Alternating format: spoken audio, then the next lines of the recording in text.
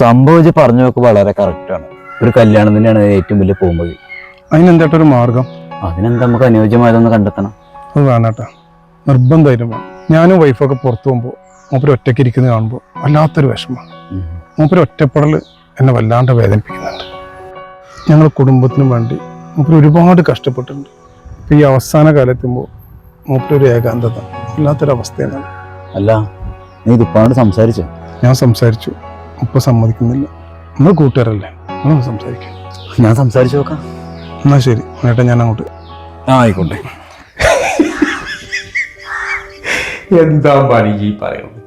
ഈ പ്രായത്തിൽ ഞാനൊരു പുതിയാപ്പിളാകിയേ അതൊന്നും ഒത്തുപോലടോ. മകനോട് കുറെ കാലമായി പറയാൻ തുടങ്ങിയിട്ട് അതൊന്നും ഇനി അങ്ങനെ ശരിയാവില്ല. നീ നല്ല ഭാഗ്യം ചെയ്തവരാൻ പറയേ.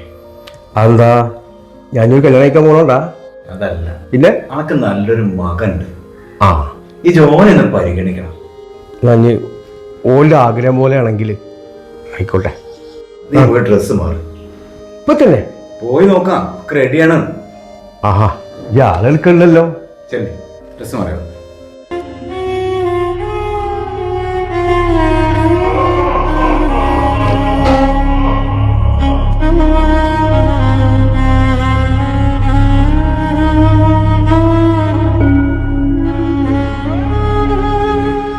ഞാൻ മരിച്ചാൽ നിങ്ങൾ വേറെ കല്യാണം കഴിക്കണം കേട്ടോ.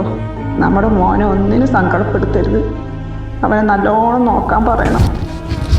ആ പിന്നെ നമ്മുടെ കല്യാണത്തിന് ഉടുത്ത സാരി ആ അലമാരയിലുണ്ട്. പുതിയ പെണ്ണോട് അത് ഉടുക്കാൻ പറയണം.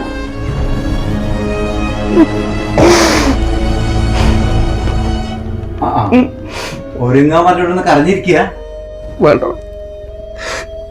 ആയിഷക്ക് പകരം വേറൊരാളെ സങ്കല്പിക്കാൻ പറ്റൂല പണി. അതൊക്കെ ശരിയാവൂടാ. തുടക്കത്തിൽ അങ്ങനെയൊക്കെ ഉണ്ടാവും, പിന്നെ അതൊക്കെ ശരിയാവൂടാ. ഇല്ലടാ, പിന്നെ അത് മാത്രല്ലടാ, എന്റെ മകന്റെ കാര്യം ഒന്ന് ആലോചിക്കണം. കയറി വരുന്നോള് എന്റെ മകന്റെ ഉമ്മാനെ പോലെ ആയില്ലെങ്കിൽ ഉനക്കത് വിഷമം. അതൊക്കെ ശരിയാവൂടാ. അനുഭവിച്ച സ്നേഹബന്ധങ്ങൾക്ക് പകരം മറ്റൊരു ബന്ധത്തിനും ആകൂലടാ, ആകൂല.